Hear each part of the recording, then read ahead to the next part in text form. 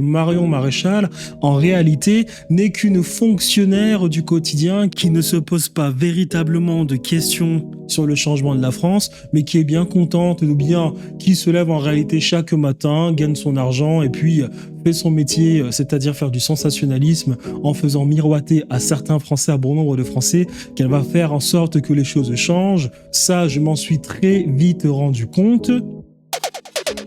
Mais le truc, c'est que les personnes qui accordent énormément d'importance à Marion Maréchal Le Pen, pour la peine, m'intriguent énormément. Et c'est quand même questionnant, parce que les Français, ce sont des spécialistes de la déception.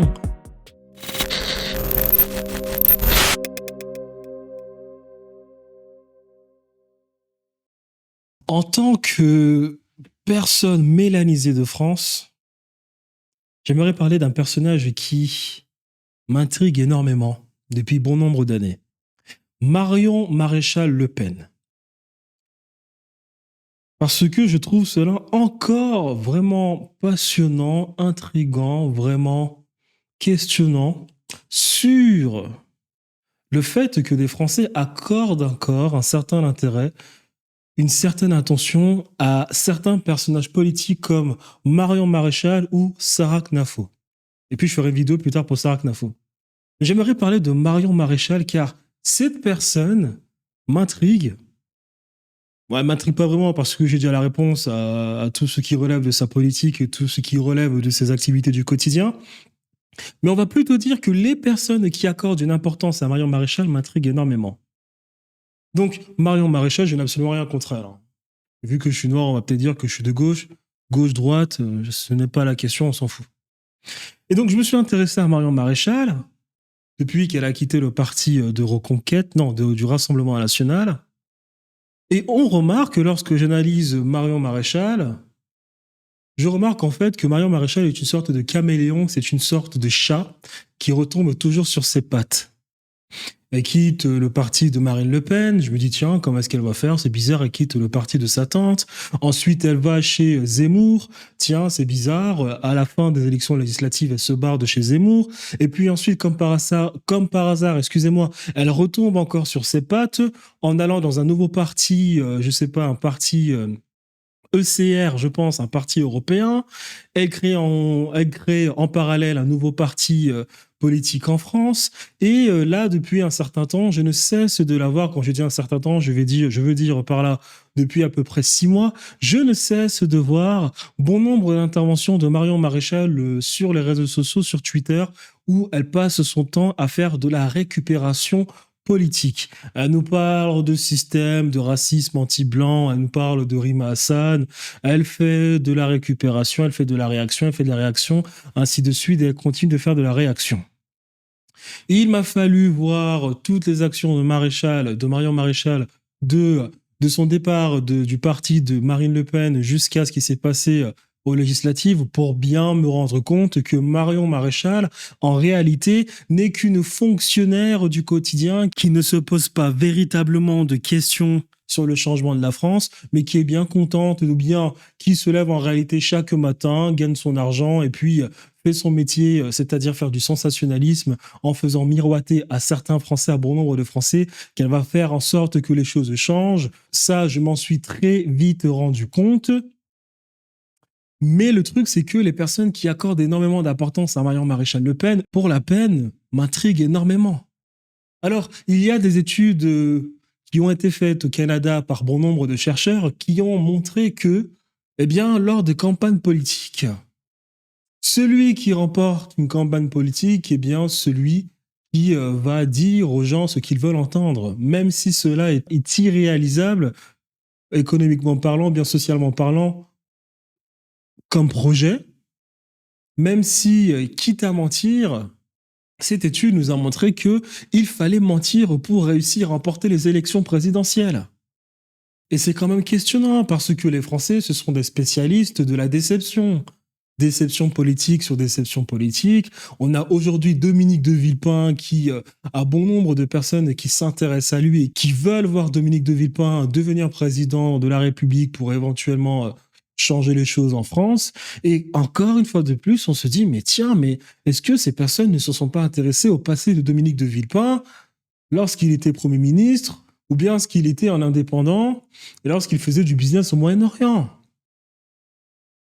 À croire que les personnes veulent véritablement qu'on leur mente. Et donc, du coup, Marion Maréchal ne déroge pas à la règle. Cette dame a des contentieux avec Zemmour à hauteur de 500K. Cette dame ne fait que de la réaction politique. Elle nous parle de racisme anti-blanc. Enfin, petite digression, les amis. Le racisme anti-blanc n'existe pas, s'il vous plaît. Comment est-ce que les personnes qui ont mis en place un système social et économique dans leur propre pays pourraient, à leur tour, être victimes de ce système? Au lieu de vous hâter à faire du sensationnalisme sur les réseaux sociaux, ayez ce qu'on appelle de la conscience. L'intelligence, c'est de la conscience. Qu'est-ce que la conscience? Qu'est-ce que l'intelligence? Voilà ce que l'intelligence, très simple. Vous entendez une information, sachez que derrière cette information, il y a tout un fond de vérité. Vous êtes intelligent si vous êtes capable d'ouvrir le plus de portes possible afin d'aller chercher le véritable fond de cette vérité. C'est ce qu'on appelle la conscience. Donc le racisme anti-blanc, c'est un terme marketing qui suscite l'émotion chez les personnes. Si vous êtes quelqu'un de très sérieux, vous développez une approche scientifique, une approche philosophique si vous voulez. Cette approche s'intitule causalité première, causalité historique, causalité scientifique. Et quand vous le faites, vous vous rendez très vite compte qu'en fait, le système ou bien la démagogie qu'on appelle le racisme anti-blanc est une résultante d'une adaptation des intérêts du capitalisme, un capitalisme qui est contrôlé par une certaine caste en société. Et pour comprendre ce phénomène, il faut tout simplement faire ses recherches et regarder les travaux de personnes qui en parlent. Karl Marx, il en parle très bien. Comme Max Weber, qui parle du capitalisme, qui parle de l'idéologie capitalisme, il en parle très bien. Comme des Noirs qui sont bien éduqués, Georges Padmore, Eric Williams, Marcus Garvey, ils en parlent très bien. Et ces personnes vous montrent justement que les acteurs, ceux qui contrôlent à la fois les moyens de production et la force de production indirectement dans une société, ces personnes, au travers du capitalisme, réussissent toujours à retomber sur leurs pattes parce que le capitalisme est le meilleur système économique, ou bien, excusez-moi, est le système économique le plus antifragile qui a existé et qui continue d'exister depuis que les hommes s'organisent afin de mettre sur pattes un projet ou bien ce qu'on pourrait appeler un modèle de civilisation, un modèle de société depuis maintenant 15 000 ans. Le capitalisme est le système, l'idéologie, en réalité c'est une idéologie, mais Marx Weber en parle très bien, mais on va dire un système économique, c'est le système économique le plus antifragile. Et qu'à partir de là, lorsque vous analysez le capitalisme, son idéologie, toujours s'adapte en fonction de la situation.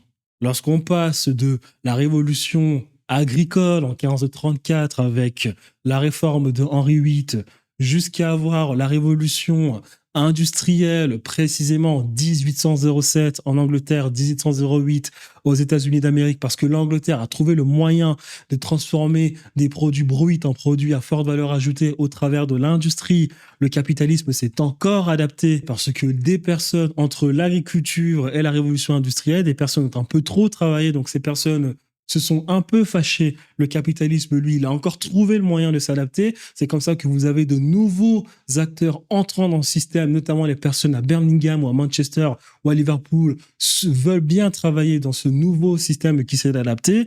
Ensuite, il se repasse la même chose. Ces personnes ne sont plus trop contentes. Donc, le capitalisme, lui, encore mute et on passe d'un capitalisme industriel à un capitalisme financier avec Margaret Thatcher et Ronald Reagan, qui s'adaptent encore.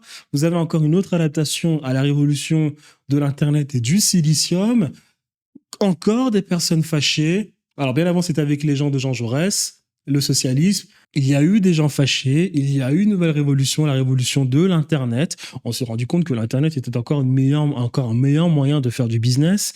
Et suite à la révolution de l'Internet, il y a encore une révolution parce que trop de prud'hommes, trop de personnes qui en ont marre du capitalisme. Et là, on retrouve encore un nouveau moyen de s'adapter. C'est le capitalisme de l'économie, de la connaissance et donc de l'IA. Et là, vous avez maintenant Amazon et Facebook qui se débarrassent littéralement de 600 jobs par entreprise afin de mettre des robots qui, eux, ne vont pas se plaindre. Donc, à chaque fois, le capitalisme s'adapte et il s'adapte sur le terrain, c'est-à-dire dans la manière où on peut accumuler du capital, et il s'adapte aussi idéologiquement, où dans les débuts, au niveau de l'agriculture, au niveau du capitalisme industriel, on vous disait que vous étiez les êtres les plus intelligents, que les Blancs, c'est les Blancs, à partir de 1681, et cette constitution, cette tentative de créer un État déjà en Nouvelle-Angleterre par les Américains, on vous parlait déjà de constitution, on vous parlait déjà qu'on ne veut attirer que les personnes blanches. Il y a littéralement des textes de Benjamin Franklin qui vous dit que l'Europe n'est pas si blanche que ça, qu'il y a trop de personnes basanées, et là on a le nouveau moyen, on a une nouvelle opportunité d'aller en Nouvelle-Angleterre. Après avoir enculé les Hollandais qui, eux, avaient plutôt nommé le territoire la Nouvelle-Amsterdam, il y a cette nouvelle opportunité maintenant de réunir que des Blancs. Eh bien, il faut qu'on crée une idéologie et il va falloir à tout prix protéger cette idéologie. C'est comme ça qu'on a éduqué les personnes pour leur faire croire que ces personnes étaient supérieures aux autres. Et on s'est rendu compte que ça ne pouvait plus marcher parce que ces personnes, on les a trop exploitées. On a trop exploité leur force de production. Et on a exploité leur force de production, il fallait trouver une solution. Et c'est comme ça qu'on arrive à l'universalisme, c'est comme ça qu'on fait entrer dans le pays des personnes qui, elles, ne sont pas aussi éduquées que les autres pour ce qui est des droits, de la Constitution, de libertés individuelles, la liberté civile, le social et tout ce qui en découle. Cette idéologie et ce système de prédation s'adaptent toujours. Et l'incompréhension de tout ce que je viens d'expliquer vous donne des personnes qui vous parlent de racisme anti-blanc. Alors qu'en réalité, ceux qui gèrent le système, eux, en réalité, non, ils n'ont jamais cessé de penser comme ils pensaient à l'époque déjà des pères fondateurs, Jay, Madison, Adams, Franklin, Washington, Jefferson. Les personnes qui parlent de racisme anti-blanc, en réalité, sont des personnes qui ne se sont pas posées les bonnes questions. Et Marion Maréchal, elle, je pense qu'elle connaît l'envers du décor pour ce qui est de cette mode de racisme anti-blanc, mais étant donné qu'elle fait de la réaction et du sensationnalisme, elle ne se gêne pas d'en parler. Le problème avec ce système, c'est qu'il est contrôlé par une classe élite qui se sert de ce dernier-là pour arriver à ses fins, car cette classe ayant un amour pour l'argent a d'abord modulé les consciences de sa population pour faire miroiter à ces populations qu'elles étaient les populations supérieures, qu'elles étaient les populations ultra intelligentes, les populations blanches, et que ces populations étaient élues d'une destinée manifeste. Au travers de toute cette idéologie, ces populations ont réussi, on va dire, d'une certaine manière, à s'enrichir. Le problème à cela, c'est que cette idéologie couplée au capitalisme, de par son essence prédatrice, crée des ennemis, crée des personnes pas très contentes. Le capitalisme étant un système économique ou bien une idéologie économique qui retombe toujours sur ses pattes, les personnes qui contrôlent le système ont trouvé un nouveau moyen de s'enrichir en créant une nouvelle idéologie qu'on appelle l'universalisme. Et le problème où les personnes pensent que le racisme anti-blanc existe, c'est que ces personnes, elles, en fait, sont encore lobotomisées ou bien pensent encore au travers de l'ancien système qui était le système de la suprématie blanche. Les personnes qui contrôlent toutes les idéologies dans la superstructure d'une civilisation ou bien de ces pays font la promotion d'un nouveau système universaliste parce que les personnes qu'on a éduquées dans cette suprématie blanche se sont vite rendues compte que le capitalisme était prédateur et que cela détruisait leur avenir économique et social, ce qui a créé des manifestations, le capitalisme qui passe son temps, lui, à s'adapter, les personnes ont trouvé une nouvelle alternative, cette alternative a été l'universalisme, où il fallait ramener des personnes étrangères, les personnes étrangères font le sale boulot que les personnes qui ont été éduquées dans le suprémaciste blanc ne veulent plus faire. Ces personnes étrangères qui gagnent de l'argent, elles ensuite on pourra leur vendre du crédit et nous continuer de nous enrichir, nous qui contrôlons le système. Le problème à cela, c'est que vous avez deux populations, ou bien plutôt, excusez-moi, vous avez deux idéologies qui se confrontent dans le quotidien.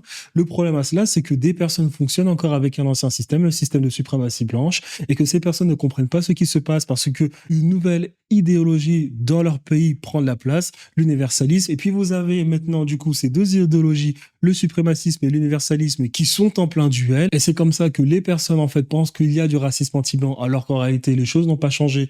Les personnes qu'on ramène dans leur propre pays sont aussi victimes de ce racisme. Ces personnes ne sont pas contentes parce qu'elles ne comprennent pas que maintenant le capitalisme se sert de l'universalisme pour continuer lui de vivre. Et en fait, nous avons une situation ultra compliquée où bon nombre d'intérêts divergent. Et dans toute cette ambiance-là, des personnes ensuite vous parlent de racisme anti-blanc, alors qu'en réalité, ce racisme-là anti-blanc n'existe pas parce que les maîtres de l'idéologie, les maîtres du système, eux, leur système mémoire n'a toujours pas changé, leur vision de l'étranger n'a toujours pas changé, c'est toujours la même, mais ils utilisent l'universalisme tout simplement pour continuer à vivre aux dépens de la force de production des autres.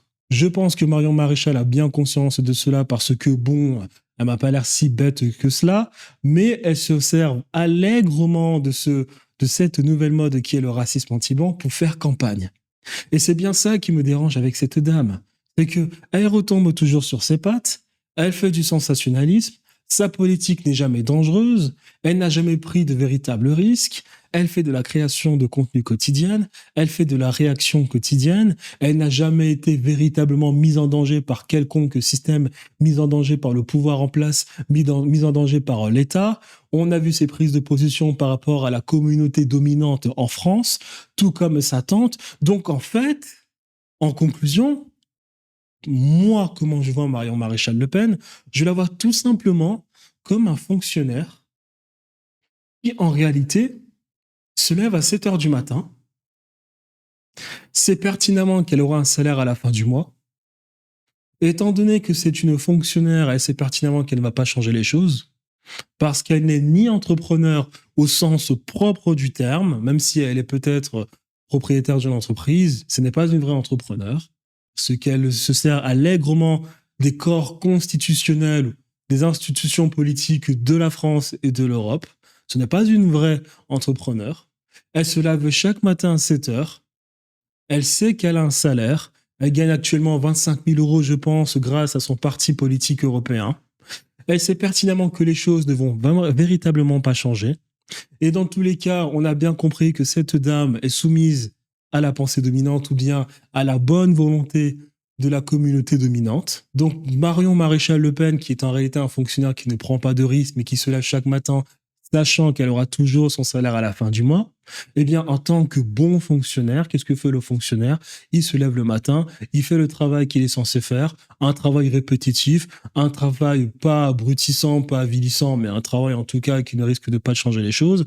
Et c'est bien ce que fait Marine Le Pen, donc Marion Maréchal Le Pen. Donc, qu'est-ce qu'elle fait? Elle se lève le matin, elle sait pertinemment que les choses ne vont pas changer, mais étant donné que son métier de fonctionnaire est un métier où il faut faire du sensationnalisme, elle fait son métier de bon fonctionnaire, c'est-à-dire elle crée ce sensationnalisme en donnant l'impression au public qui l'écoute qu'elle va changer les choses, alors qu'en réalité, elle ne va pas changer les choses. Elle fait ce métier pour se rassurer qu'à la fin de chaque mois, elle continue de recevoir son salaire, ses 25 000 euros de son parti politique européen. Elle ne prend pas de risques. Elle rentre le soir. Elle continue sa vie. Elle s'occupe de ses deux filles. Quand c'est les vacances, elle part en vacances avec son mari italien. Et la vie continue. Les risques n'ont pas été pris. Les changements n'ont pas été faits. Les prises de position très risquées n'ont jamais été prises. On ne voit absolument aucune prise de position très risquée de la dame. Et c'est donc comme ça qu'elle continue ainsi de suite, payer éternellement, bon, éternellement c'est peut-être un gros mot, mais payer chaque mois sans prendre de risques, en vivant sa petite vie et en nous faisant croire que les choses vont changer, alors qu'en réalité ce n'est qu'un fonctionnaire, comme parmi tant d'autres.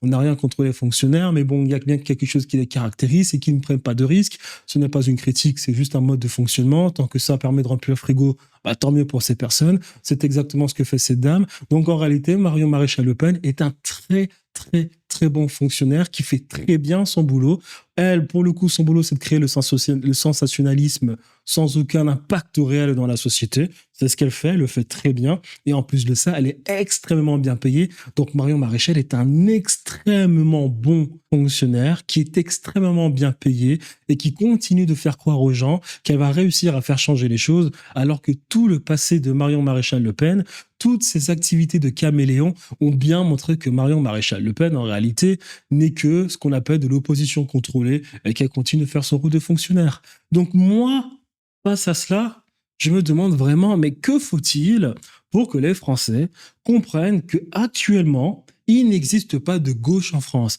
Et qu'est-ce que j'appelle la gauche? C'est tout simplement ce corps indépendant ayant une force de projection politique, médiatique et économique avec une idéologie révolutionnaire qui peut faire vaciller un État, qui peut mettre en danger un État, eh bien, ce corps-là n'existe pas en France. Il n'y a pas de gauche en France.